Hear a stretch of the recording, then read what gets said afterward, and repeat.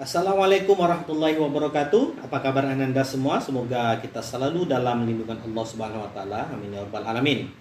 Di video kali ini Abi akan menjelaskan materi pelajaran kita tentang warga negara Indonesia. Ayo belajar.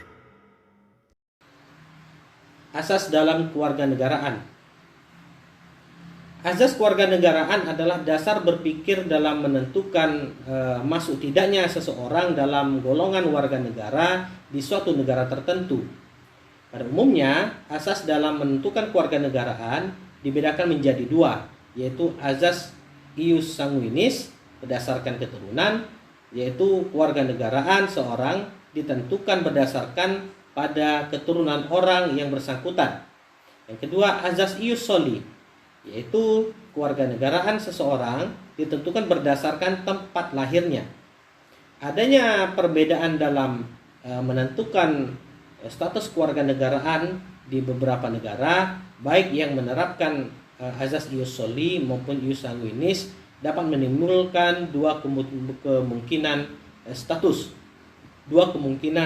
kewarganegaraan seorang penduduk, yaitu apatride, yaitu adanya seorang penduduk yang sama sekali tidak mempunyai kewarganegaraan.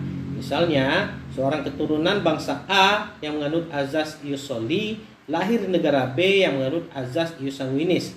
Maka orang tersebut tidaklah menjadi warga negara A dan juga tidak dapat menjadi warga negara B.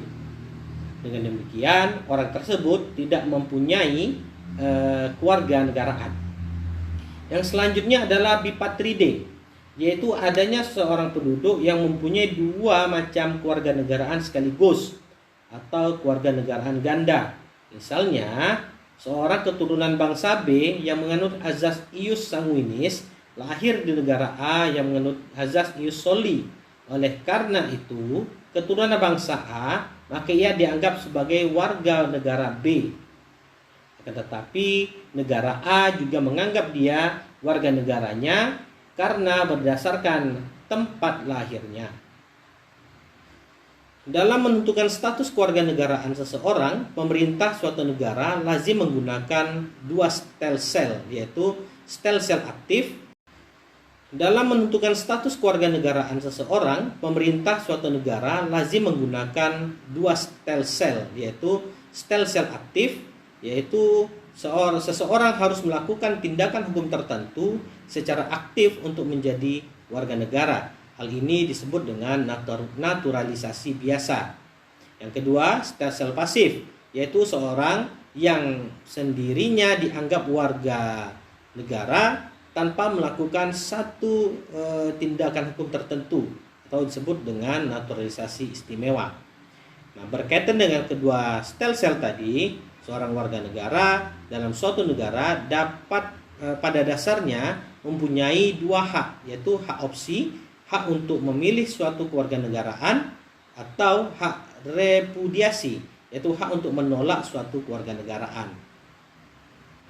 Menurut Undang-Undang Nomor 12 Tahun 2006 tentang Kewarganegaraan Republik Indonesia, dinyatakan bahwa Indonesia dalam penentuan kewarganegaraan menganut azas-azas sebagai berikut. Yang pertama, azas ius sanguinis, yaitu azas yang menentukan kewarganegaraan seseorang berdasarkan keturunan, sehingga Indonesia tidak menggunakan azas berdasarkan negara tempat dilahirkan. Yang kedua, azas ius soli secara terbatas, yaitu azas yang menentukan kewarganegaraan seseorang berdasarkan tempat kelahirannya, yang diberlakukan terbatas bagi anak-anak sesuai dengan ketentuan yang diatur undang-undang.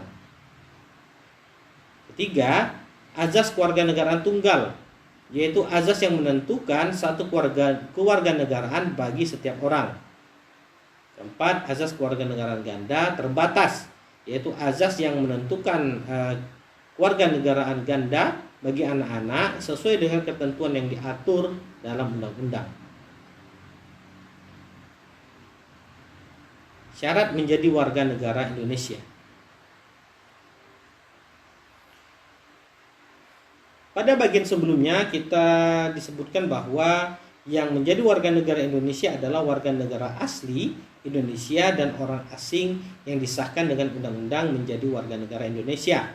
Nah, penduduk asli negara Indonesia secara otomatis adalah warga negara Indonesia. Sedangkan orang dari bangsa asing yang menjadi warga negara Indonesia harus mengajukan permohonan kepada pemerintahan Indonesia. Proses permohonan itu dinamakan dengan kewarganegaraan atau naturalisasi. Permohonan kewarganegaraan dapat dibedakan menjadi dua, yaitu naturalisasi biasa dan naturalisasi istimewa. Naturalisasi biasa adalah orang dari bangsa asing yang akan mengajukan permohonan kewarganegaraan dengan cara naturalisasi biasa harus memenuhi syarat-syarat sebagaimana yang ditentukan oleh pasal 9 Undang-Undang Nomor 12 Tahun 2006. Itu sebagai berikut. Pertama, setelah berusia 18 tahun atau sudah kawin. Kedua, pada waktu mengajukan permohonan sudah bertempat tinggal di wilayah negara Republik Indonesia paling singkat 5 tahun berturut-turut atau paling singkat 10 tahun tidak berturut-turut. 3. Kesehatan jasmani dan rohani. 4. Dapat berbahasa Indonesia serta mengakui dasar negara Pancasila dan Undang-Undang Dasar 1945. 5. Tidak pernah dijatuhi pidana karena melakukan tindakan pidana yang diancam dengan pidana penjara 1 tahun lebih. 6.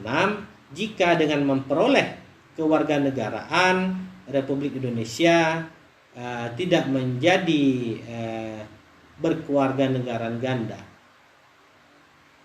7. Mempunyai pekerjaan dan atau penghasilan tetap. 8. Membayar uang kewarganegaraan ke kas negara. Nah, sedangkan naturalisasi istimewa diberikan sesuai dengan ketentuan pasal 20 Undang-Undang Nomor 12 Tahun 2006 tentang naturalisasi istimewa diberikan kepada orang asing yang telah berjasa kepada negara Republik Indonesia atau dengan alasan kepentingan negara.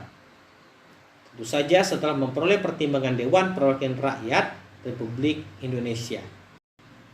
Naturalisasi istimewa dapat dibatalkan dengan seseorang jika seseorang itu berkewarganegaraan ganda.